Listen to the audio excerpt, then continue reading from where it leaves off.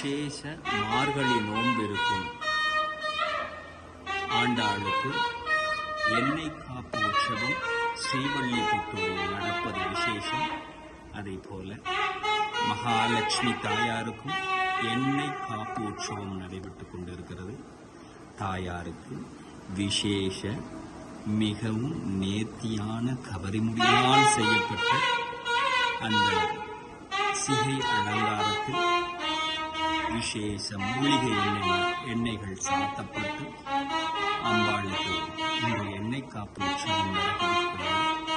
இதை காணும் ஒவ்வொரு வாழ்விலும் சகலவிதமான ஆற்றல் தடைபாடுகள் நீங்கி அந்த மகாலட்சுமி தன்மையான சகலவிதமான ஐஸ்வர்யங்களும் வந்து சேரும்.